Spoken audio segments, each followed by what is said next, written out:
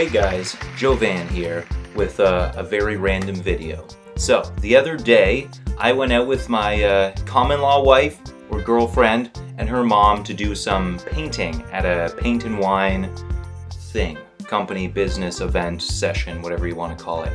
And we were given an, step-by-step instructional guide on how to paint a sunset with a beach. Very beautiful. We were given the specific colors for it. And I kind of went against the grade just a little bit and didn't do anything the person was saying. I kind of drew my own thing. And as I was drawing it, I had this initial concept in my head because we had this plate that we were going to use to make the circle around. And I figured, okay, everyone else is going to do this really big sun for the sunset thing. And I'm going to do a black hole with exploding colors coming out in every direction. So I do the whole background black, except for where the plate was in the circle. So it's almost like an inverse black hole. It's going to be white with black space around it. I had the general idea that I wanted there to be flares coming out of the circle, and I kept putzing around. I used the white a little bit. I made kind of a planet above this circle, and then I thought I was finished for a while. And I was like, maybe I can add some more stuff. So I created green, I did some trees at the bottom. That way it created a perspective shot rather than it just being sort of out in space. It's like, oh, now you're an observer on the ground looking up at this celestial object. And I was having some fun with it, right? The entire time, I was improvising everything. I only had that initial concept of the black hole-esque space scenario, but then as I was painting, I was just randomly doing stuff here and there. When it was done, some people came over saying, oh, you just didn't follow anything. That's neat. What is this? I was like, I don't know. I was just kind of putzing around. What do you think? And they're like, yeah, good. And this one girl came over and said, oh my God, is that the forest fires? That's so topical. Wow, you're really making a statement with that painting. And I was just like, oh, that's a good idea. Yeah, sure. It's the forest fires that have been happening recently in Quebec. Yeah, that's what it is. And that was not the intention at all. So it's kind of funny that she was able to give that meaning to the painting that otherwise was just random splashes of color that I decided to make. And it made me think of, there's no official story behind it, but just that concept of an author having a line that says the door was red, and then an English teacher taking that and saying, so what do you think the author meant by the door was red?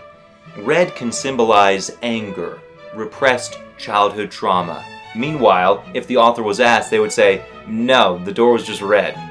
And some people use that to poke fun at art critics or just audiences in general that enjoy interpreting art in very nuanced and multi-layered ways, looking at art as political statements or otherwise very deep philosophical things. Meanwhile, the artists themselves either didn't have that intention or it's just on its face political and it's not as deep and filled with subcontext as some other people would like to think. And I don't know, not only do I not think that there's anything wrong with audiences or viewers perceiving more than what was originally intended, but I honestly think that is the point of art. And a lot of people will say, yes, of course, art is subjective. The whole point is that it's supposed to make you feel something, whether or not the artist intended it. And I guess I was just reminded of how clear that fact is last night when I painted this painting, is that I had no intention for it to be a statement about the forest fires that are happening in Quebec and around the world as global warming destroys the planet that we live in. But for one person, that's what they saw. And so I just think it's neat that I was able to be a part of that, because I don't think I ever was before. I don't often make paintings, and the writings I do have no large audience at all. Neither do these videos, really. I don't get a lot of comment feedback from them. So it was just neat to have that experience, I guess. And I just thought I'd share it with you guys. So yeah, it's important to remember that sometimes the door really was just red.